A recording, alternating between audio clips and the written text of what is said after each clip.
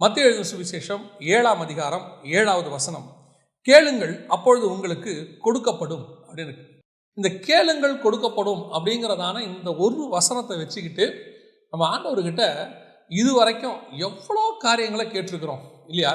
ஜெபத்துக்கு மிக முக்கியமான வசனம், விசுவாச வசனம் எதுனா கேளுங்கள் அப்பொழுது உங்களுக்கு கொடுக்கப்படும். அதுலேயும் குறிப்பாக அதுக்கு கீழே 11வது வசனத்தில் வாசிக்கும் போது, பரலோகத்தில் இருக்கிற உங்கள் பிதா தம்மிடத்தில் வேண்டிக் கொள்கிறவர்களுக்கு நன்மையானவரை கொடுப்பது அதிக நிச்சயம் அல்லவா? இந்த வசனத்தை சொல்லிட்டு இப்போ நம்ம என்ன படிக்கிறோம் அப்படின்னா, என் நாமத்தினால எவைகளை கேட்பீங்களோ பெற்றுக்கொள்வீர்கள், கேளுங்கள் அப்பொழுது உங்களுக்கு கொடுக்கப்படும், நன்மையானவைகளை கொடுப்பது அதிக நிச்சயம் அல்லவா அப்படின்னு சொல்லிட்டு நம்ம என்னென்னத்தையோ கேட்க தொடங்குறோம். ஏன்னா இந்த மாதம் பூரா நம்ம ஜெபத்தை பற்றி தானே பார்த்துட்டு இருக்கிறோம். அதனால ஜெபத்தை பற்றி தானே இந்த விஷயமும் ஜெபத்தோட மிக முக்கியமான அஸ்திவார வசனம் இல்லது. அப்போ இந்த கேளுங்கள் கொடுக்கப்படும் அப்படிங்கிறத வச்சுக்கிட்டு நம்ம என்னென்ன கேட்டிருக்கிறோம் ஆண்டவர்கிட்ட, இது வரைக்கும் நம்ம என்னென்ன கேட்டிருக்கிறோன்றது இருக்கட்டும். உண்மையிலேயே கேளுங்கள் கொடுக்கப்படும் சொன்னவர் என்ன கேளுங்கள்னு சொல்லியிருக்கிறார். அவர் எல்லாத்தையுமே தெளிவாக எழுதி தான் வச்சிருக்கிறார். இந்த வசனத்தை வச்சுக்கிட்டு நன்மையானவைகளை கேளுங்கள், என்ன வேணாலும் கேளுங்க அப்படின்னு நமக்கு சொல்லி கொடுக்குறாங்க. உண்மையிலேயே இந்த கேளுங்கள் கொடுக்கப்படும் அப்படிங்கிறதுக்கு பின்னாடி எதை பற்றி ஆண்டவர் பேசுகிறார் அங்கே சொல்லிட்டே வராரு பாருங்க. உங்களில் எந்த மனுஷனாகிலும் தன்னிடத்தில் அப்பத்தை கேட்கிற தன் மகனுக்கு கல்லை கொடுப்பானா? மீனை கேட்டால் அவனுக்கு பாம்பை கொடுப்பானா?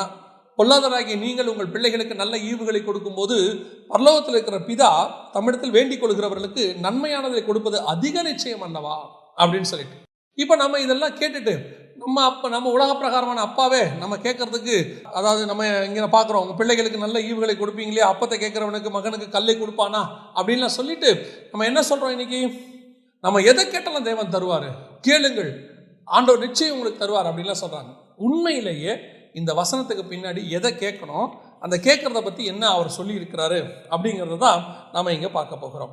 எங்கே பார்க்க போகிறோம்? இதே வசனம், இதே சம்பவம் லூக்கா எழுதின சுவிசேஷம் 11ஆம் அதிகாரத்தில் 10வது வசனத்திலிருந்து வருது. நான் அந்த 10வது வசனத்தில் இருக்கிறத வாசிக்கிறேன். ஏனென்றால் கேட்கிற எவனும் பெற்றுக்கொள்கிறான், தேடுகிறவன் கண்டடைகிறான், தட்டுகிறவனுக்கு திறக்கப்படும். உங்களிடத்தில் தகப்பனாய் இருக்கிற ஒருவனிடத்தில் மகன் அப்பம் கேட்டால் அவனுக்கு கல்லை கொடுப்பானா? மீனை கேட்டால் மீனுக்கு பதிலாக பாம்பை கொடுப்பானா? முட்டையை கேட்டால் அவனுக்கு தேளை கொடுப்பானா?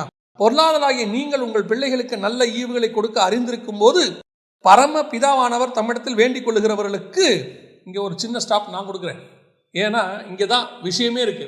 நன்மையானவைகளை பரலோக பிதா கொடுப்பது அதிக நிச்சயம் அல்லவா அப்படின்னு சொல்லிட்டு நாம் அந்த நன்மையானவைகள் அப்படிங்கிற இடத்துல இந்த பூமிக்குரிய எல்லா ஆசீர்வாதங்களையும் அந்த இடத்துக்கு கொண்டாந்துட்டு எல்லாத்தையுமே நம்ம கேட்குறோம். கிருபையா ஆண்டவர் சில காரியங்களையும் கொடுக்குறார், இல்லைன்னு நான் சொல்லலை. ஆனால் உண்மையிலேயே இந்த கேளுங்கள் தரப்படும் அப்படிங்கிறதுக்கு எதை கேட்க சொல்லியிருக்கிறாரு அப்படின்னா, கீழே பிதாவானவர் தம்மிடத்தில் வேண்டிக் கொள்ளுகிறவர்களுக்கு பரிசுத்த ஆவியை கொடுப்பது அதிக நிச்சயம் அல்லவா? லூக்கா எழுதின சுவிசேஷம் 11ஆம் அதிகாரம் 13வது வசனத்தில் இருக்கு. அப்போ கேளுங்கள் கொடுக்கப்படும் அப்படின்னது எதற்காக அப்படின்னா, பரிசுத்த ஆவிக்காக. ஏன் அப்படின்னு கேட்டீங்கன்னு சொன்னால், அதுக்கு முன்னாடி 2000 வருஷமா பரிசுத்தவான்கள், பழைய ஏற்பாட்டு பரிசுத்தவான்கள், நீதிமான்கள் அத்தனை பேர் இருந்தாலும், அவர்கள் தேவ ஆவியை பெற்றிருந்தாலும் அந்த பரிசுத்த ஆவியானவர் அவர்களுக்குள்ள தங்கி வாசம் பண்ணவில்லை, அவர்களை சகல சத்தியத்துக்குள்ள நடத்தவில்லை. காரணம், இயேசு கிறிஸ்துவினுடைய அந்த வெளிப்பாடு வந்தாதான் பரிசுத்த ஆவி வர முடியும். ஏன்னா இயேசுங்கிற நாமமே அவங்களுக்கு கிடையாது. அதனால தான் வசனம் சொல்லுது, அவர்கள் நம்மை அல்லாமல் பூர்ணராகாதபடிக்கு விசேஷித்த நன்மையான ஈவை நமக்கு ஆண்டவர் வச்சிருந்தார். நன்மையானது ஒன்றை நமக்கு ஆண்டவர் வச்சிருந்தார். எது? இந்த பரிசுத்த ஆவியானவர். எதை கேட்கணும்? வசனம் தெளிவா சொல்லுது, நீங்கள் பரிசுத்த ஆவியை கேட்டால் பிதா கொடுப்பது அதிக நிச்சயம் அல்லவா? அப்போ அதுக்கு முன்னாடி உள்ளவங்க எல்லாம் என்ன கேட்டாங்க? ஆபிரகாமிலிருந்து எல்லாருமே என்னதான் கேட்டாங்க? நீங்க நல்லா எடுத்துக்கொண்டு பாருங்க. ஆபிரகாம் தனக்கு பிள்ளை இல்லையே அப்படின்னு சொல்லி கேட்டார்.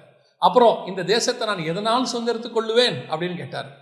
அதுக்கப்புறம் ஈசாக்கு துறவை தோண்டும் போது அவர் வேண்டிக் கொண்டார், துறவை பத்தி பேசுறார். யாக்கோபு மீண்டும் இந்த தேசத்துக்கு என்னை கொண்டு வந்தால் அவர் அதை பத்தி தான் பேசுறார். நீங்க எல்லாத்தையும் பாருங்க, இந்த பூமிக்கு ஒரு இதை பத்தி பேசுவாங்க. இவங்க எல்லாருமே ஒரு பீரியட், ஒரு காலகட்டத்துக்கு பிறகு கூட எபிரேயர் 11 நம்ம வாசிக்கிறோம். எதை பத்தி வாசிக்கிறோம்? அவர்கள் தெளிவா வசனம் சொல்றது, இதையெல்லாம் இதிலும் மேன்மையான பரமதேசத்தையே அவர்கள் விரும்பினார்கள். ஆனா பரிசுத்த ஆவியில நிறைஞ்சு அந்த பரிசுத்த ஆவியை கேட்டு, இந்த பரிசுத்த ஆவியை பழைய ஏற்பாட்டில் கேட்ட ஒரு ஆள் யார் அப்படின்னா தாவீது மட்டும்தான். இந்த தாவீது அந்த பரிசுத்த ஆவியை இழந்து போக விரும்பலை. இப்போ சிம்சோனுக்கு ஆவியானவர் வந்துட்டு போறாரு, அவருக்கு அது ஒரு பெரிய விஷயமா தரல. இப்போ தானியலா இருக்கட்டும், யோசேப்பா இருக்கட்டும், அவங்க வெளிப்பாடுகளை கொடுக்குறாங்க. அந்த சொப்பனத்துக்கு வெளிப்பாடுகள் கொடுக்கும்போது தேவ ஆவியை பெற்ற மனுஷன் அவங்க பேர் வாங்குறாங்க. ஆனால் இந்த பரிசுத்த ஆவி தங்கி, இப்போ எசேக்கியேல் எடுத்துக்கொள்ளுங்களேன், வசனம் தெளிவாக சொல்லுது, ஆவியானவர் என்னை தலைமயிரை பிடித்து கொண்டு போனார்னு இருக்கு.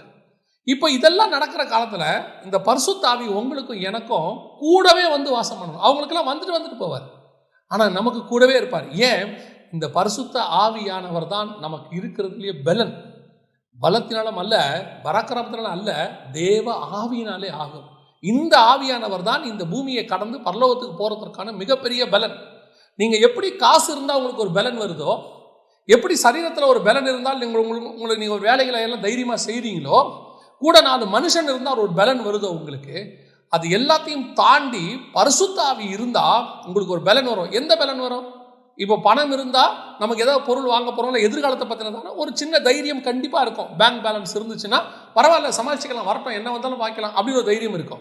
சரீரத்தில் ஒரு பலன் இருக்குன்னு வச்சுக்கோங்களேன், உங்களுக்கு ஒரு தைரியம் இருக்கும், வரட்டும், யார் வந்தாலும் பார்த்துக்கலாம், என்ன வந்தாலும் செஞ்சுக்கலாம் அப்படிங்கிற ஒரு தைரியம் இருக்கும். ஒரு 10 பேர் கூட இருக்கிறாங்கன்னு வச்சுக்கோங்களேன், அது ஒரு வகையான பலன். சொந்தக்காரங்களாம் கூட இருக்கிறாங்கன்னா எனக்கு என்னங்க, என் குடும்பம் என் பின்னாடி இருக்குது, இதெல்லாம் ஒரு பலன். ஒரு பதவி இருக்குன்னு வச்சுக்கோங்க, அது ஒரு பலன். எங்கிட்ட போஸ்டிங் இருக்கு, இப்போ பாருங்க, நம்மளாம் காவலர்களை பார்த்த உடனே நமக்கு ஒரு பயம் வருது, அந்த போஸ்டிங், இதெல்லாம் இருக்குல்ல, இதெல்லாம் பூமிக்குரியதான பலன். பலத்தினாலும் அல்ல, பராக்கிரமத்திலும் அல்ல, தேவ ஆவியினால ஆகும். இப்போ பரிசுத்தாவி வந்தால் என்ன பலன் வரும் தெரியுமா? இந்த பரிசுத்தாவி வந்த உடனே எனக்குள்ள ஒரு கான்ஃபிடென்ட் வரும், நான் கண்டிப்பாக பரலோகத்துக்கு போவேன், நிச்சயமாக இந்த பூமியை நான் ஜெயிப்பேன், நிச்சயமாக பரலோகத்தில் என் தேவனோடு கூட இருப்பேன். இந்த பலன் வரணும், அதுதான் பரிசுத்தாவி நமக்கு கிடைக்கும். அதனால தான் வசனம் சொல்லுது, பிதா கொடுப்பது அதிக நிச்சயம். நீ கேட்டு பாருங்க, நான் அந்த பரிசுத்தாவியானவரை பற்றி நான் பெற்றுக்கொண்ட காலத்தில், அதாவது கிட்டத்தட்ட ஒரு 25-28 வருஷத்துக்கு முன்னாடி சொல்கிறேன், பரிசுத்தாவியை பெறும்போது எனக்கு சொல்லுவாங்க, நமக்கு முன்னாடி உள்ள பரிசுத்தவான்கள்லாம் 100 வருஷத்துக்கு முன்னாடி உள்ள போதுதான் இந்த பரிசுத்தாவியை பெற்றதுக்கு வருஷ கணக்கில் காத்திருந்தாங்களாம். காத்திருந்து அழுது உபாசித்து பெற்றுக்கொண்டாங்களாம். நீங்கள் சீஷர்களே எடுத்துக்கொள்ளுங்க, 3.5 வருஷம் இயேசுவோட இருந்தாங்க, பரிசுத்தாவியை பெற்றுக்கொள்ளலை. அப்புறம் 40 நாள் காத்திருக்கிறாங்க, அப்போதான் பரிசுத்தாவி வந்து இறங்குறாரு. ஆனால் உங்களுக்கும் எனக்கும் மாம்சமான யாவர் மேலும் ஊற்றுவேன் கடைசி காலத்தில் சொல்லி நாமெல்லாம் சில நேரத்தில் ஜெபிக்கும் போதே இறங்கினார், ஆராதனையில் இறங்குறார். இப்போ பரிசுத்தாவியானவர் நமக்குள்ள வர்ற காலம் அதிக நிச்சயமாக வர்ற காலம். இப்போ கேட்ட உடனே கிடைக்கிற காலம். நிறைய பேர் பரிசுத்தாவியை பெற்றுக்கொள்ளாமல் இருக்கிறாங்க. பரிசுத்தாவியை பெற்றுக்கொள்ளாமல் இருக்கும்போது அவங்க என்ன காரணம் சொல்கிறாங்க? நான் இன்னும் கொஞ்சம் பாவத்தில் இருக்கிறேங்க, இன்னும் கொஞ்சம் பலவீனத்தில் இருக்கிறேங்க, அந்த பலவீனம்லாம் போய் நான் பாவத்தை விட்டுட்டு வந்து நான் இருக்கிறேன். இல்லைங்க, இந்த பரிசுத்த ஆவியானவரே எதுக்கு தெரியுமா? நீங்கள் விட முடியாத பாவத்தை உங்களுக்கு விட வைக்கிறதுக்கு தான் அவரே வராரு. நிறைய பேருக்கு அது தெரிய மாட்டேங்குது. என்னது பரிசுத்தாவி, நான் பாவம் செய்யறதுனால அவர் வரமாட்டார், இல்லை, அவர் பாவத்திலிருந்து உங்களை விடுதலை ஆக்கிறதுக்கு தான் வராரு. அவரே விடுதலையின் ஆவியானவர். அவர் வந்து இந்த காலை வேளையிலே உங்கள் பாவங்களை எல்லாம் விடுதலை ஆக்குவார். அடுத்து நீதியை சொல்லிக் கொடுப்பார். இந்த பைபிளில் உள்ளதானே பிரமாணங்கள், நீதி, நியாயம் எல்லாத்தையும் நமக்கு சொல்லிக் கொடுப்பார். இந்த பரிசுத்தாவியானவர் வரும்போது சகல சத்தியம், இந்த வேதத்தில் உள்ள மகத்துவம், மறைபொருள், வேதத்துக்குள்ள ரகசியம், இது எல்லாத்தையும் நமக்கு சொல்லிக் கொடுப்பார். நான் சொல்வேன், இந்த ஆவியில் நிறைஞ்சு நீங்கள் பைபிள் படிக்கும் போது வெளிப்பாடு கிடைக்கும் பாருங்க, அதுக்கு ஈக்குவலாக வேறு ஒன்றுமே இருக்காது. காலையில் நல்லா ஜெபம் பண்ணிட்டு, நல்ல ஆவியில் நிறைஞ்சு நல்ல ஜெபம் பண்ணிட்டு நீங்கள் வேதத்தை வாசிச்சு பாருங்க, இந்த வசனத்தினுடைய இன்னொரு டைமென்ஷன் உங்களுக்கு கிடைக்கும். இப்போ பாருங்க, இதே வசனத்தில் கேளுங்கள் அப்பொழுது உங்களுக்கு தரப்படுங்கிறது நம்ம பணமோ பொருளோ ஆஸ்தியோ சம்பத்தியோ வீடோ வாசனோ நினச்சிட்டு இருக்கிறோம். ஆனால் லூக்கா சொல்லுது இல்லை, அது பரிசுத்தாவியை பற்றி. ஏன்? பரிசுத்தாவி வரும்போது இந்த வீடு வாசல் இதெல்லாம் உன் மாம்சத்தில் பெற முடியும், ஆனால் ஆவியில் பெறக்கூடியது ஒன்று இருக்கு. எது? அதுதான் பரலோகம். பரலோகத்தில் உங்கள் கண்கள் காணவும் இல்லை, காதுகள் கேட்கவும் இல்லை, பிதா உங்களுக்கு ஆயத்தம் பண்ணி வைத்தவைகளை அதை நீங்கள் பெற்றுக்கொள்ள வேண்டும் என்றால் பரிசுத்த ஆவியானவர் வந்தால் தான் அந்த நிச்சயமே வரும். அதனால தான் ஒருவன் ஜலத்தினாலும் ஆவியினாலும் பெறவாவிடில் பரலோக ராஜ்யத்தில் பிரவேசிக்க முடியாது. ஏன்? அந்த நிச்சயமே அங்கே தான் இருக்குது. அந்த பரிசுத்த ஆவியை நீங்கள் பெற்றுக்கொண்டால் மட்டுமே பரலோக ராஜ்யத்துக்குள் பிரவேசிக்க முடியும். ஸோ இந்த பரிசுத்த ஆவியானவர் வரும்போது உங்களுக்கு அந்த நீதியை சொல்லிக் கொடுப்பார். எப்படி போகணும், என்ன செய்யணும், எப்படி நம்ம இந்த பூமியில் பிதாவை நம்ம எப்படி கனப்படுத்தணும், பரலோகத்துக்கு போகிறதுக்கு என்ன செய்யணும், இதெல்லாம் நமக்கு சொல்லிக் கொடுப்பார். அதை விட மிக முக்கியமானது இன்னொன்று என்ன தெரியுமா? நியாய தீர்ப்பு. இந்த நியாய தீர்ப்பை பற்றி நமக்கு ஒரு உணர்வு கொடுப்பார். இந்த நியாய தீர்ப்பை பற்றின உணர்வு எதுக்கு அப்படின்னு கேட்டிங்கன்னா, நிறைய பேர் வந்து பயமுறுத்துறதுக்கு அப்படின்னு நினச்சிக்கிறாங்க. ஆனால் நான் வாசித்த வரைக்கும் இந்த நியாய தீர்ப்பை பற்றி அவர் சொல்லும்போது, யோவான் எழுதின சுவிசேஷம் 16ஆம் அதிகாரத்தில் நியாய தீர்ப்பை பற்றி அவர் என்ன சொல்கிறாரு? இந்த உலகத்தின் அதிபதி நியாயம் தீர்க்கப்பட்டதுனாலே நியாய தீர்ப்பை குறித்தும் கண்டித்து உணர்த்துவார். அப்போ நியாய தீர்ப்பு எதை பற்றி சொல்கிறாரு? நியாய தீர்ப்பு உலகத்தின் அதிபதி நியாயம் தீர்க்கப்பட்டதுனால நியாய தீர்ப்பை குறித்து கண்டித்து உணர்த்துவார். அப்போனா உலகத்தின் அதிபதினா பிசாசு நியாயம் தீர்க்கப்பட்டான். என்ன நியாயம் தீர்க்கப்பட்டான்? கீழே தள்ளப்பட்டு அவன் தலை நசுக்கப்பட்டு விட்டது. அவன் கொண்டு வந்த மரணம் ஜெயமாய் விழுங்கப்பட்டு விட்டது. இனி இயேசுவை ஏற்றுக்கொள்கிறவர்கள் பரலோகத்திற்கு போகிறதுக்கு எந்த தடையும் இல்லை. இப்போ அது வரைக்கும் நியாய தீர்ப்பை குறித்து கண்டித்து உணர்த்துவார்னா என்ன? அவர் பரலோகத்துக்கு போக விடாமல் தங்கள் வீடுகளுக்கு போக விடாமல் தடுத்தவன் இவனே அப்படின்னு சொல்லுது. அப்போ யாரை பற்றி சொல்லப்பட்டிருக்கிறது? பிசாசை பற்றி சொல்லப்பட்டிருக்கிறது. எது வீடு?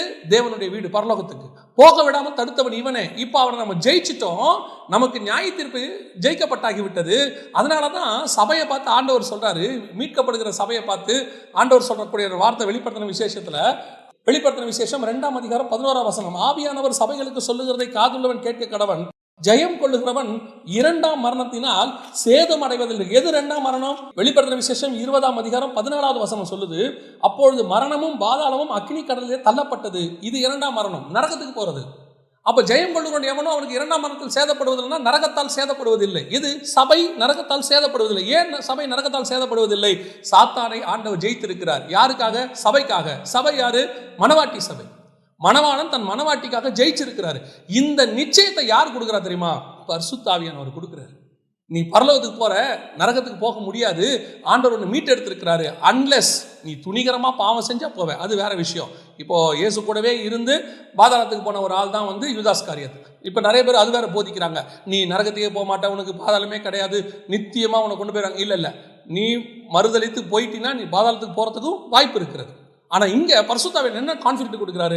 தைரியமா இரு, உன்னை விழப்பண்ணி நரகத்துக்கு கூட்டிட்டு போற பிசாசை இயேசு ஜெயிச்சிட்டார். பழைய ஏற்பாட்டில் எப்பேற்பட்ட பரிசுத்தவான்களாக இருந்தாலும் பிசாசு கண்ட்ரோலில் தான் இருந்தாங்க பாதாளத்தில். அதனால தான் மோசையின் சரீரத்தை குறித்து அவன் தர்க்கம் பண்ணினான்னு இருக்கு. அவங்க எல்லாம் போனாலும் பாதாளத்தில் அவன் கண்ட்ரோலில் தான் இருக்காங்க. ஆனால் இங்கே வசனம் சொல்லுது, உலகத்தின் அதிபதி நியாயம் தீர்க்கப்பட்டதினாலே நியாய தீர்ப்பை குறித்து கண்டித்து உணர்த்துவார். அப்போ இந்த நியாய தீர்ப்புனா எதை பற்றி சொல்லப்பட்டிருக்கிறது? நம்ம நியாயம் தீர்க்கப்படுறத பற்றியா? இல்லை, அவன் நியாயம் தீர்க்கப்பட்டா உனக்கு பாதாள நரகத்தை ஜெயிக்கிறதுக்கு வல்லமை கொடுத்தாச்சு, தைரியமா பரலோகத்துக்கு வான ஆண்டவர் சொல்ல. இந்த கான்ஃபிடென்ட் பழைய ஏற்பாட்டு பரிசுத்தவங்களுக்கு யாருக்குமே கிடையாது. இது யார் நமக்கு சொல்றாரு? ஆவியானவர் சபைகளுக்கு சொல்லுகிறதை காதுள்ளவன் கேட்க கடவன், அவன் 2ஆம் மரணத்தினால் சேதம் அடைவதில்லை. ஸோ இந்த பரிசுத்த ஆவியானவருங்கிறது உங்களை பலப்படுத்துறவர். பாருங்க, இந்த பயமே போயிடுச்சுன்னா எப்படி இருக்கும் யோசிச்சு பாருங்க. நம்மளை ஆண்டவர் பயமுறுத்தி பரலோகத்துக்கு கூட்டு போக விரும்பல, உள்ளத ஃபேக்டை சொல்ல விரும்புறாரு. ஆனா இந்த பயமே போயிடுச்சுன்னு வச்சுக்கோங்க, நான் நரகத்துக்கு என்ன பண்ணாலும் நரகத்துக்கு தான் போவேன். பழைய ஏற்பாட்டில் அதான் யாக்கோபு சொல்றாரு, நரைமேறி துக்கத்தோடு கூட பாதாளத்தில் இறங்க பண்ணுகிறீர்கள். சங்கீதக்காரன் சொல்றான், நான் பாதாளத்தில் போய் என் படுக்கையை போட்டாலும். ஸோ அவங்க என்ன பண்ணாலும் பாதாளத்துக்கு போகிற எண்ணம் இருந்துச்சு. அவங்க என்ன பண்ணாலும் வாக்குத்தத்தம் பண்ணப்பட்ட அடைய முடியாதுங்கிறது அவங்களுக்கு தெரிஞ்சு போச்சு. ஆனால் உங்களுக்கு எனக்கும் நம்ம ஒழுங்காக வாழ்ந்தா பரலோகத்துக்கு போகலாங்கிறது நமக்கு ஓப்பன் ஆயிடுச்சு. இவ்வளோ பெரிய கான்ஃபிடென்ட் யார் கொடுக்குறா? பரிசுத்த ஆவியானவர் கொடுக்கிறாரு. இந்த பரிசுத்த ஆவியை நீங்க கேளுங்கள், அப்பொழுது பெற்றுக்கொள்வீர்கள். அது எதை கேட்க சொன்னாங்க? பிதாவை போய் எதை கேட்கணும் யோசித்து பாருங்க. இப்போ நீங்க ஒரு பெரிய முதலமைச்சரையோ பிரதமரையோ ஜனாதிபதியோ அல்லது அமெரிக்க ஜனாதிபதியோ பார்க்க போறீங்க. பார்க்க போகும்போது அவர் சொல்றாரு, நீங்க எங்கிட்ட என்ன வேணும் கேளுங்க, நான் உங்களுக்கு கொடுக்க விரும்புறேன் அப்படின்னு சொன்ன உடனே அவர்கிட்ட போயிட்டு எனக்கு ஒரு டெய்ரி மில்க் சாக்லேட் வாங்கி தரீங்களான்னு கேட்டால் எப்படி இருக்கும்? அவர் என்ன யோசிப்பாரு? ஏன்பா அதை நீயே வாங்கிக்கலாமே, உன்னாலே வாங்க முடியுமே. உன்னால வாங்க முடியாத, என்னால மட்டுமே கொடுக்க முடிஞ்ச ஒன்னை கேட்டினா அதான் வேல்யூ. நம்மளால வாங்க முடியாத, அவரால் கொடுக்க முடிஞ்ச ஒன்று நீ கேளு, அதுதான் வேல்யூ. அவர் தான் கேட்கணும். அப்போ பிதா கிட்ட கேட்கும்போது எதை கேட்கணும்? வீடு வாசல் இங்க இருக்கிறது இதெல்லாம் நீயே சம்பாதிக்கலாம், நம்மளே சம்பாதிக்கலாம், நம்மளாலே முடியும். ஒரு உலக மனுஷனே 4000 கோடி ரூபாய்க்கு வீடு கட்டி இருக்கிறானா? ஒரு உலக மனுஷனே கிரேட் வால் ஆஃப் சைனா கட்டியிருக்கான். ஒரு உலக ராஜாவே மிகப்பெரியதான வேர்ல்டு வண்டர்ஸ் எல்லாம் கட்டியிருக்கிறாங்க. அப்போ மனுஷனால் அதெல்லாம் முடியும். நம்மால் முடியாததும் அவரால் மட்டும் முடிந்ததும் எதுவோ அதைத்தான் கேட்கணும். அதைத்தான் சொல்றாரு, கேளுங்க கொடுக்கப்படும். எது அது வரைக்கும் பழைய ஏற்பாட்டை எந்த பரிசுத்தவான்கள் எப்படி கேட்டாலும் கிடைக்காத சர்வ வல்லமை உள்ள பரிசுத்த ஆவியானவரை கேளுங்கள், அப்பொழுது அவர் உங்களுக்குள்ளே வந்து வாசம் பண்ணுவார். உள்ளங்கால் பதிக்க இடமில்லாதபடியினாலே புறப்பட்டு பேழைக்குள் வந்துருச்சுன்னு இருக்கு. ஞான அர்த்தம் என்னன்னா, பரிசுத்தாவி 4000 வருஷமா பூமியில இறங்கிறதுக்கு இடமே இல்லை, எந்த மனுஷனும் இல்லை. அவர் போயிட்டார் திருப்பி. அவர் ஜலத்தின் மேல் அசைவாடி கொண்டே இருந்தார். அந்த ஜலத்தின் மேல் அசைவாடுறவருக்கு ஒரே ஒரு ஸ்தலம் கிடைச்சிச்சு கால் பதிக்கிறதுக்கு. இதுதான் யோர்தானிலிருந்து இயேசு வெளியே வருகிறார். ஜலத்தின் மேல் அசைவாடி கொண்டு ஆவியானவர் அவர் மேல் இறங்கினார். இப்போ இந்த இயேசு கிறிஸ்துவின் வழியாக உங்களுக்கும் எனக்கும் பரிசுத்த ஆவியானவர் நமக்குள்ளே வருவதற்கு வாய்ப்பு கிடைச்சிருக்கு. இந்த ஆவியானவரை கேட்க சொல்றாரு, இதை கேளுங்கள், அப்பொழுது உங்கள் சந்தோஷம் நிறைவாக இருக்கும்படி உங்களுக்கு பிதா கொடுப்பார். அவர் முன்னாடியே அழகா சொல்லிட்டார் பாருங்களேன். பொல்லாதலாகிய நீங்கள் அப்போ தேளு மீன் இதெல்லாம் கொடுப்பீங்க, நான் பரிசுத்த ஆவியை கொடுப்பேன். இந்த பரிசுத்த ஆவிதான் நமக்கு பிதா கொடுக்கக்கூடிய மிக முக்கியமான விஷயம். கொலோசியர் 3:1 தெளிவாக சொல்லுது, நீங்கள் எதை கேட்கணும் தெரியுமா? பிதாவின் வலது பார்சத்தில் இருக்கிற மேலானவைகளையே நாடுங்க. அதை கேளுங்க. அதை காலை வேளையில் ஆண்டவர்கிட்ட அந்த மாதிரி காரியங்களை கேளுங்க, மேன்மையானதை கேளுங்க. நான் திருப்பி ஒரே ஒரு விஷயத்தை மட்டும் சொல்லிட்டு நான் உங்களுக்கு இன்னைக்கு காலையில் பரிசுத்த ஆவிக்காக நான் ஜெபம் பண்ணி முடிக்க போகிறோம். என்ன தெரியுமா? நான் சொன்னது தான் திருப்பியும் சொல்கிறேன். இந்த லைனை மனசில் வச்சுக்கோங்க. இதை மனசில் வச்சுக்கிட்டு ஆண்டவர்கிட்ட பேசுங்க, கேளுங்க. என்ன தெரியுமா? உங்களால் வாங்க முடியாததும் வேற யாராலையும் கொடுக்க முடியாததையும் ஆண்டவர்கிட்ட கேட்கணும். நம்மளால் வாங்க முடிஞ்சதையும் ஆண்டவர்கிட்ட கேட்கக்கூடாது, வேற மனுஷனால் கொடுக்க முடிஞ்சதையும் ஆண்டவர்கிட்ட கேட்கக்கூடாது. நான் கேட்கறது எது தெரியுமா? ஆண்டவரே, என்னால் என்ன பண்ணாலும் அதை வாங்க முடியாது. ஆண்டவரே, வேற எந்த மனுஷனாலையும் அது கொடுக்க முடியாது. இயேசு சொல்றாரு, ஒருவரும் கொடுக்க கூடாததும் எடுக்கக்கூடாததுமான சந்தோஷத்தையும் சமாதானத்தையும் நான் உங்களுக்கு. அதை கேட்கணும். அதான் கேட்கணும். பரலோகம் எந்த மனுஷனாலும் கொடுக்க முடியாது. நித்திய ஜீவன் வேற யாராலையும் கொடுக்க முடியாது. வலது பார்சத்துல இடம் வேற யாராலையும் கொடுக்கவே முடியாது. அதெல்லாம் கேட்கணும். அதை கேளுங்க. இதுக்கெல்லாம் மூல ஆதாரமா இருக்கிற பரிசுத்த ஆவியானவரை கேளுங்க. அவர் வந்துட்டார்னா இதெல்லாம் உங்களுக்கு கொடுக்கப்படும். எபேசியர் 4:30 சொல்லுது, மீட்கப்படும் நாளுக்கென்று முத்திரையான பரிசுத்த ஆவி அவர் தான் உங்களை என்னையும் பரலோகத்தில் இந்த வருகையில் மீட்டு கொண்டு போய் கிஃப்டையும் கொடுக்க போகிறவர். அதனால ஒவ்வொரு நாளும் சங்கீதக்காரன் சொல்றது போல, உங்களுடைய ஆவியை என்னை விட்டு எடுக்காதுங்க, உங்கள் ஆவியை நான் துக்கப்படுத்தாமல் பார்த்துக்குங்க. ஒவ்வொரு நாளும் இந்த ஆவியானவரை நான் சந்தோஷப்படுத்தணும். ஒவ்வொரு நாளும் சகல சத்தியத்துக்குள்ளும் அவர் எனக்கு வெளிப்பாடுகள் கொடுக்கணும். இப்படி கேளுங்க. இந்த ஜெபம் பிதாவுக்கு உகந்த ஜெபம். நம்ம ஜெபம் பண்ணுவோமா? சர்வ வல்லமையுள்ள எங்கள் தகப்பனே, இந்த கால வேளையில் ஆண்டவரே, நாங்கள் இதுவரைக்கும் உலகத்தில் உள்ளவைகளை கேட்டது போதும். ஆண்டவரே, உலகத்தில் உள்ளதெல்லாம் வாங்க முடிஞ்சது, அதெல்லாம் அழிவுக்கு நேராது. காண்கிறவைகள் எல்லாம் அநித்தியமானவைகள். ஆண்டவரே, நாங்கள் காணாதவைகளை கேட்கிறோம், எங்களால் வாங்க முடியாததை கேட்கிறோம், மனுஷனால் கொடுக்க முடியாததை நாங்கள் கேட்கிறோம். உங்க பரிசுத்த ஆவி எங்களுக்கு தாங்கப்பா. அந்த பரிசுத்த ஆவினால் உண்டாக்குற சந்தோஷத்தை எங்களுக்கு தாங்கப்பா. அந்த பரிசுத்த ஆவினால் உண்டாகிற பலத்தை எங்களுக்கு தாங்கப்பா. அந்த பரிசுத்த ஆவினால் உண்டாகிற வெளிப்பாடுகளை எங்களுக்கு தாங்கப்பா. அந்த பரிசுத்த ஆவியானவர் நீர் எங்களுக்கு நியமித்தவைகளை எங்கள் கண்கள் திறக்க காண்பிப்பாரு. அதை நாங்கள் பெற்றுக்கொள்ளணும். ஆண்டவரே, அங்கே ஆவிக்குள்ளாக எங்களுக்கு சொல்லிக் கொடுங்கப்பா. ஆவிக்குள்ளாகும் போது எங்களுக்கு வானம் திறக்கிறத எங்களால் பார்க்க முடியுமே, அதை எங்களுக்கு தாங்கப்பா. கீழானவைகள் அல்ல, மேலானவைகளை நாட ஆண்டவரே எங்களுக்கு சொல்லிக் கொடுங்க. ஆண்டவரே, நாங்கள் முதல்ல அதை கற்றுக்குறோம்ப்பா. இன்னும் நாங்கள் கீழானதை கேட்டு, அநித்தியமானவைகளை கேட்டு, அழிவுள்ளதுகளை கேட்டு, ஆண்டவரே, நாங்கள் இன்னும் குறைவுள்ளவர்களாகவே காணப்படுறோமே. நாங்கள் ஒவ்வொருத்தரும் இங்கே ஜெபிக்கிற ஒவ்வொருத்தரும், பார்த்துக்கிட்டு இருக்கிற ஒவ்வொருத்தரும் கீழானவைகள் அல்ல, மேலானவைகளை நாடுகிறவர்களாக எங்களுக்கு நியமித்து வைத்திருக்கிற அந்த மகத்துவங்களை, ஒருவரும் ஒரு காலம் கொடுக்க முடியாததும் எடுக்க முடியாததுமான மகத்துவங்களை காண பார்க்க கர்த்தர் எங்களுக்கு கிருபை பாராட்டும். இந்த வேதத்தை வாசிக்கும் போது எங்களுக்கு ஆண்டவரே, அந்த வேதத்துக்குள்ள ஆழத்தில் இருக்கிற பொக்கிஷங்களை, ஒளிப்பிடத்தின் பொக்கிஷங்களையும் ஆண்டவரே, அந்தகாரத்தில் உள்ளதான புதையல்களையும் எடுத்து எங்களுக்கு கொடுங்கப்பா. ஆண்டவரே, அவைகளை நாங்கள் உண்டு புசித்து ஆண்டவரே, கர்த்தர் நல்லவர் என்பதை ருசிக்க எங்களுக்கு கிருபை பாராட்டும். ஆசீர்வதி, வழி நடத்தும். ஒவ்வொருத்தரும் நம்முடைய பரிசுத்த ஆவியானவர் மூடி இருப்பீராக. உச்சம் தலை முதல் உள்ளங்கால் வரைக்கும் இந்த காலை வேளையில பரிசுத்த ஆவியானவர் ஒவ்வொரு மேலும் இறங்கி வருவீராக. ஆண்டவரே, வாஞ்சியும் தவணமுள்ள ஆத்துமாக்களை நிரப்புவேன் என்று சொன்ன எங்கள் ஆவியானவர் ஆண்டவரே, இந்த காலை வேளையில ஒவ்வொருத்தரையும் நிரப்பும்படி நாங்கள் ஜெபிக்கிறோம். மகிமை மூடட்டும். ஆசீர்வதி, இயேசுவின் நாமத்தில் பிதாவே, ஆமென்.